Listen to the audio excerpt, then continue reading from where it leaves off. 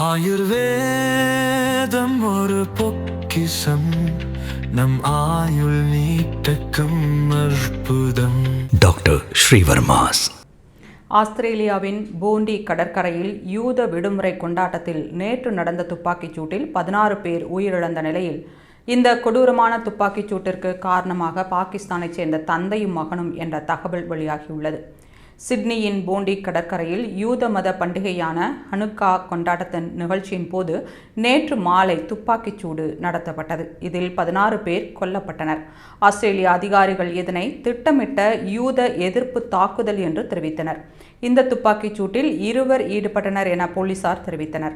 இந்த கொடூரமான துப்பாக்கிச் சூட்டிற்கு காரணம் பாகிஸ்தானைச் சேர்ந்த தந்தையும் மகனும் என்பதை நியூ சவுத் வேல்ஸ் காவல்துறை உறுதிப்படுத்தியுள்ளது. துப்பாக்கிச் சூடு நடத்திய 50 வயது மதிக்கத்தக்க நபர் சம்பவ இடத்திலேயே காவல்துறையினரால் சுட்டுக் கொல்லப்பட்டார். மேலும் துப்பாக்கியால் சுடப்பட்ட அவரது 24 வயது மகன் மருத்துவமனையில் உயிருக்கு ஆபத்தான நிலையில் காவல்துறை கண்காணிப்பில் உள்ளார். இவர்கள் இருவரை தவிர வேறு எவரும் இந்த தாக்குதலில் ஈடுபடவில்லை என்பதை உறுதிப்படுத்திய காவல்துறை, யூத சமூகத்தினரை இலக்காக கொண்டு நடத்தப்பட்ட இந்த துப்பாக்கிச் சூடு ஒரு பயங்கரவாத தாக்குதல் என தெரிவித்துள்ளது. நியூ சவுத் வேல்ஸ் காவல்துறை ஆணையர் மால் லான்யன் செய்தியாளர்களிடம் பேசுகையில், ஒரே இரவில் விசாரணையில் முன்னேற்றம் ஏற்பட்டுள்ளது. சம்பவ இடத்திற்கு அருகில் 2 IED வெடிகுண்டுகளை காவல்துறை கண்டறிந்து அவற்றை செயலிழக்கச் செய்தது.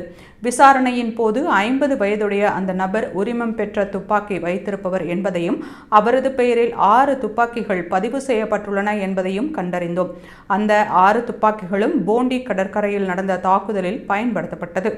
அந்த ஆயுதங்கள் எவ்வாறு பெறப்பட்டன, பயன்படுத்தப்பட்டன என்பதென குறித்து காவல்துறை விரிவான விசாரணை நடத்தும் என்று கூறினார். இந்த தாக்குதலில் ஈடுபட்டு கொல்லப்பட்ட தந்தையின் பெயர் ஆஸ்திரேலிய அதிகாரிகளால் வெளியிடப்படவில்லை. ஆனால் அவரது மகன் 24 வயதான நவீத் அக்ரம் என அடையாளம் காணப்பட்டுள்ளார். தாக்குதலுக்கான காரணம் குறித்து விசாரணை நடைபெற்று வருகிறது.